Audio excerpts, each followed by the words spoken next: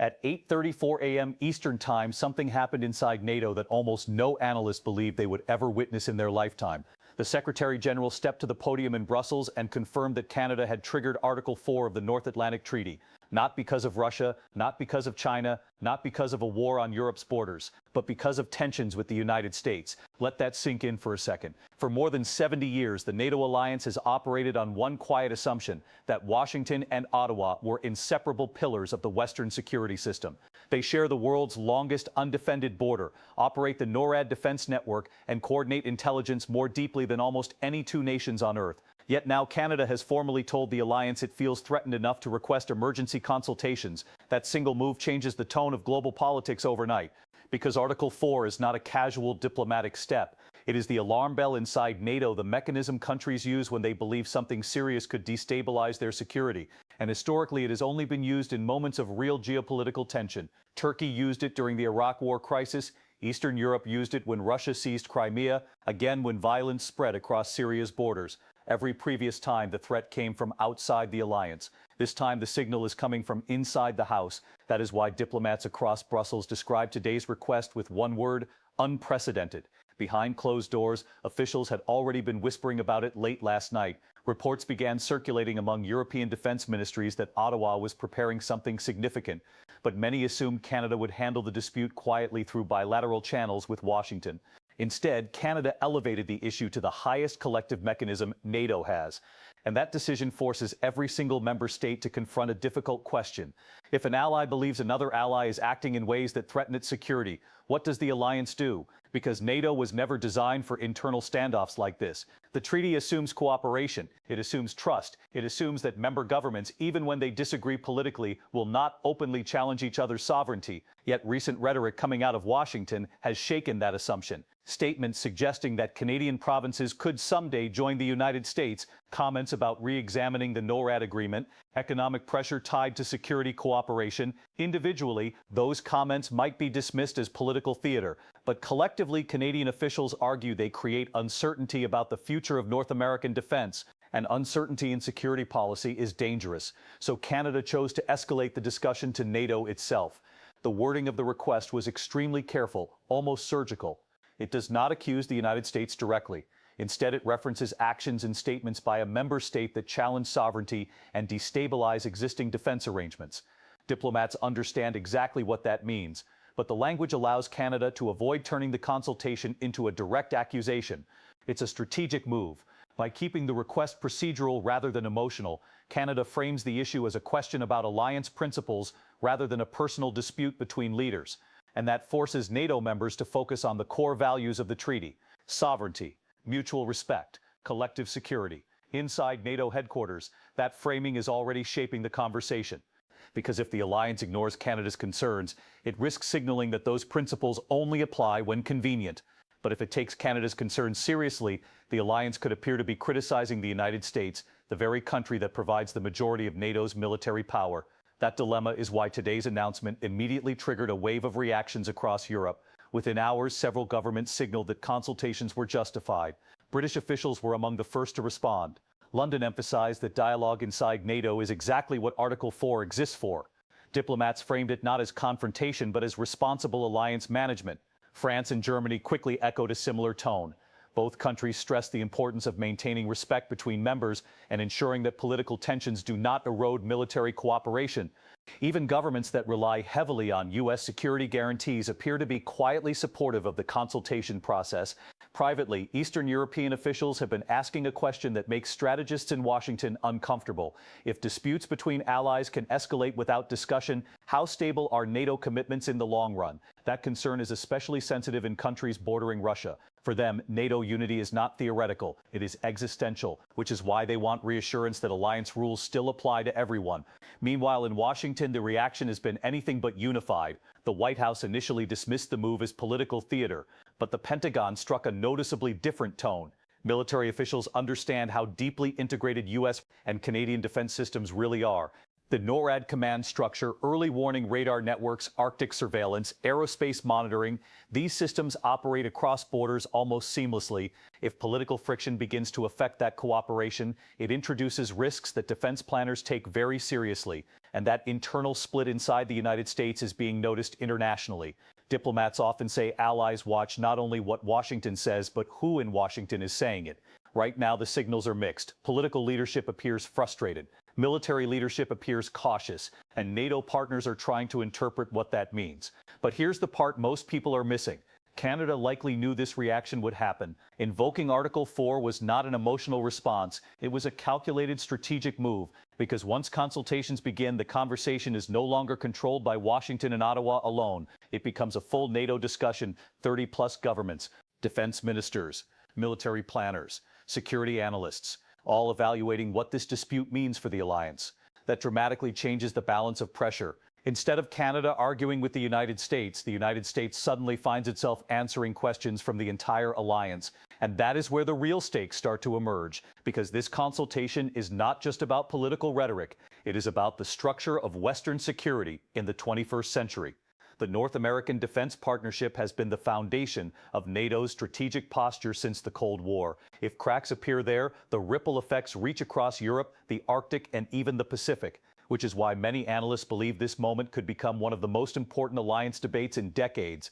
Not because it will trigger military action, but because it forces NATO to define how members treat each other in an era of rising geopolitical tension.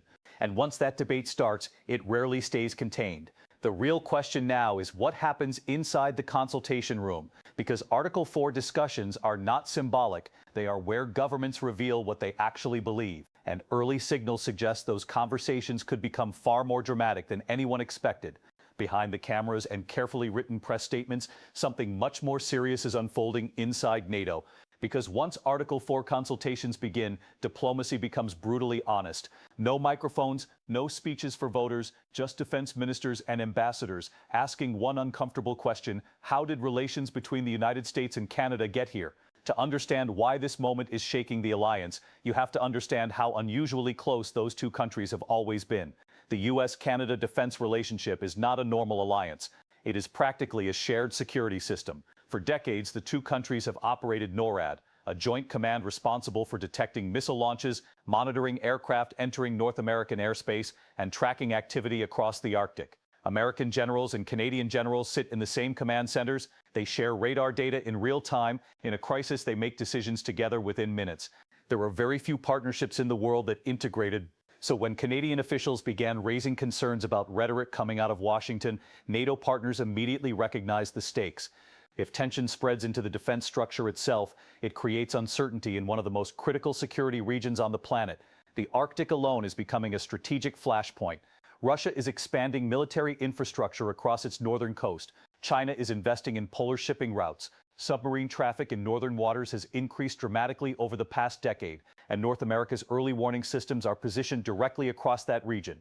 If cooperation between Washington and Ottawa weakens, adversaries notice immediately. That is part of the reason Canada escalated this dispute to NATO. It sends a message internationally that Canada is not isolated and that the alliance still stands behind the principle of sovereignty. But it also sends a message directly to Washington. Canada is willing to move the discussion into a multilateral arena if necessary. And inside NATO, that move has quietly shifted the leverage, because the United States, despite being the alliance's largest military power, also depends on NATO's political unity. When allies begin questioning that unity, it creates strategic complications that go far beyond one dispute. European governments are already thinking several steps ahead. Many remember the years when transatlantic relations were strained by trade conflicts, defense spending arguments, and political disagreements. Back then, the alliance survived largely because core military cooperation remained untouched. This time, the issue touches the heart of North American defense itself. That is why diplomats are treating the consultations with unusual seriousness. In Brussels, officials describe the atmosphere as tense but controlled. Nobody wants escalation. But nobody wants to ignore the situation either. And then there is the political dimension inside the United States, because America is not speaking with one voice right now. Some lawmakers believe Canada overreacted. Others argue the opposite, that the rhetoric directed toward Canada damaged a relationship that has been strategically priceless. Several senators have already warned that alienating Canada could have long-term consequences for American security. That argument resonates strongly with military planners. From a purely geographic perspective, Canada is not just an ally. It is the northern shield of the United States. Any threat approaching North America from the Arctic passes Canadian territory first. Radar stations, air bases, naval routes, they are interconnected. If political mistrust creeps into that system, coordination slows down. And in defense planning, even small delays matter. This is why the Pentagon's response sounded more measured than the White House reaction. Military leadership understands that even symbolic diplomatic damage can ripple into operational planning, and allies inside NATO know that too, which brings us to the most fascinating development since Canada triggered Article 4. Quietly, several European countries have begun discussing ways to deepen defense ties with Canada directly, not to replace the United States, but to ensure Canada has additional strategic partnerships if relations with Washington remain unstable.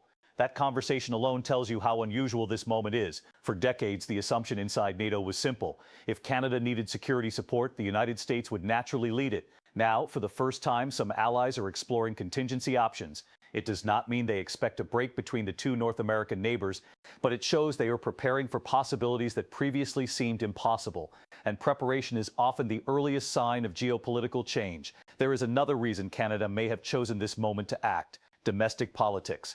By taking the issue to NATO, Canadian leadership demonstrates strength to its own population. It shows voters that the government is defending national sovereignty on the international stage. At the same time, it avoids direct escalation with Washington. Instead of trading insults, Canada places the discussion inside a rules-based alliance framework. That approach tends to earn sympathy among European governments. Many of them value diplomatic process above political confrontation, which is exactly why the Article 4 mechanism exists. It allows allies to air serious concerns without immediately damaging the alliance structure. But there is still a risk, because once consultations begin, political momentum can take on a life of its own. If more NATO members publicly support Canada's position, pressure on Washington grows. If Washington pushes back aggressively, the divide becomes more visible. And the more visible it becomes, the harder it is to quietly resolve. That's the tightrope NATO is walking right now. Everyone involved understands the alliance cannot afford a real fracture. At the same time, ignoring the issue would undermine the credibility of the treaty itself. So the likely outcome is intense behind-the-scenes negotiation. Diplomats searching for language that reassures Canada without publicly humiliating the United States. Statements emphasizing unity, commitments to respect sovereignty, reaffirmations of North American defense cooperation. In other words, a carefully engineered off-ramp. But even if the immediate crisis fades, the long-term implications could linger, because alliances are built on trust as much as military power. And once questions about that trust appear, they rarely disappear overnight. Future NATO planning sessions will remember this moment. Defense officials will quietly ask whether political shifts in Washington could again disrupt partnerships. Canada may accelerate investment in its own defense capabilities. European allies may deepen security links with Ottawa, not as a replacement for the United States, but as insurance. And strategic insurance changes how alliances function, which leads to the bigger picture that analysts are now debating. Is this simply a temporary political storm, or the first signal that the Western alliance system is entering a new phase? For 70-plus years, NATO operated under clear leadership and predictable relationships. But the global landscape is shifting, power balances are changing, domestic politics in many countries are becoming more unpredictable, and alliances that once seemed permanent are now being tested. Canada invoking Article 4 did not break NATO, but it did something almost as significant. It forced the alliance to confront tensions that normally stay hidden behind closed doors. And once those tensions become visible, the world starts paying attention. Washington, Moscow, Beijing. Everyone is watching what happens next, because the strength of NATO has always been its unity. The moment that unity looks uncertain, the entire geopolitical chessboard shifts. The consultations are just beginning, but the decisions made in the coming weeks could quietly shape the next decade of Western security.